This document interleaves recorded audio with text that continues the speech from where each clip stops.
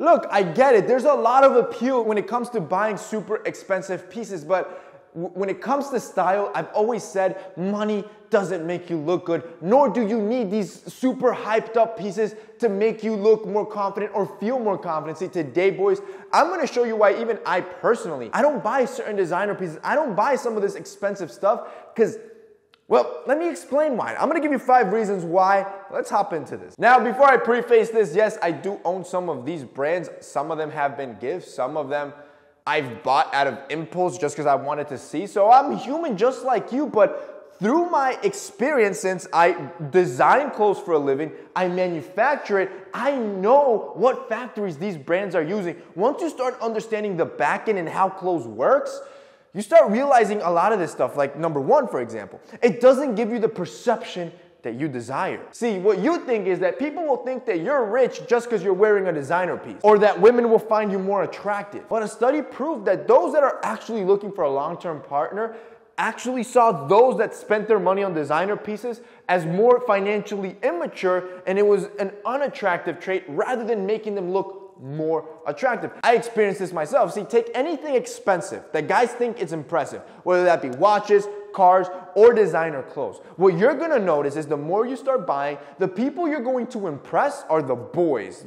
It really won't make you look more attractive nor richer. Number 2, the quality's just not there. Look, these big companies need you to continue to buy all the time. So to do so, the quality will be just good enough so you can tell the difference from a cheap, affordable piece like from H&M, but it won't be good enough to last you years. See, they need it to decompose so you can buy it again. Let me give you a great example of this. See, if you take an H&M hoodie, usually the GSM of it, which is grams per square meter, this is the metric that we use for the weight of the fabric. Usually the higher the GSM, the better the quality, the more expensive it is. So a regular hoodie from Walmart or H&M, about 200 GSM. They break down pretty fast, they shrink fast.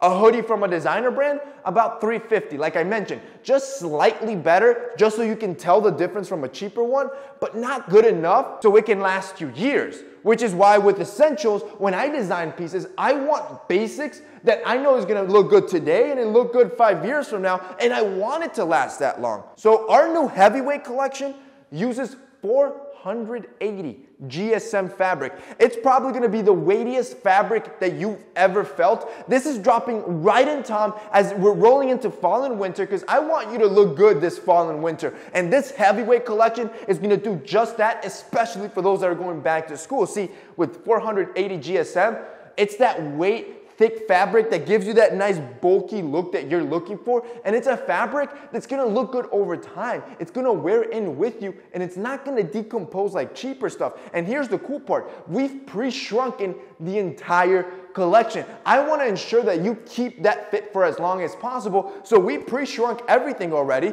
so what you get is what you're gonna keep with very minimal shrinkage. Boys, we just came back from this campaign from Iceland. My guy, not only was it cold, the color palette is insane. This is probably the hardest hitting collection we've ever done, and you already know what's gonna happen. It's gonna sell out, my guy. See, you're not gonna wanna miss it. This is gonna fly, and since we're in back to school season, I don't only want you to look good, matter of fact, my guy, I want you to kill it in school. So you know what? We're gonna do a giveaway. So if you buy one of our bundles, again, the bundles where we add a bunch of products so you can buy the pieces together and save money, you usually get about a 20% discount on the bundles.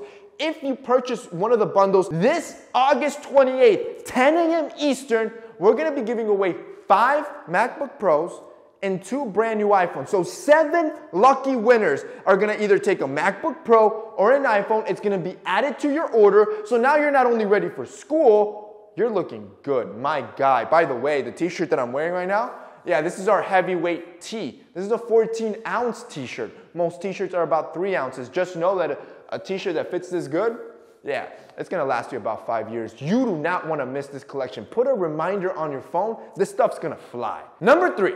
The clothing's just too expensive. Yo, I am in the clothing business. I know how these margins work. I know what fabric costs. Actually, let me give you an example. See, let's say a product costs $1 to make. It takes you another $1 to market this product and get people to buy it. And then if you're a traditional business, you're probably gonna need another $1 for overhead costs and a storefront, right? So your basic overhead running expenses. Then if you're a traditional business, you also need another $2 to give to traditional big box brands to carry your product so you can even move more. And then you need about $1 to ship the product. Again, this is a very low number just for simple math, but these are all the costs that are involved in the process. So now you have a $6 product in total cost. Regular businesses would double this up and end up selling it to you for $12, and the $6 ends up being their profit.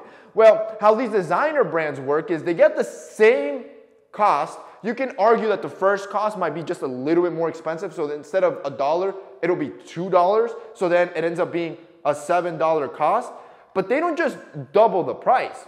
They'll end up upping the price up to 1,000%. So now you're paying $70 for an item that really only cost them $7.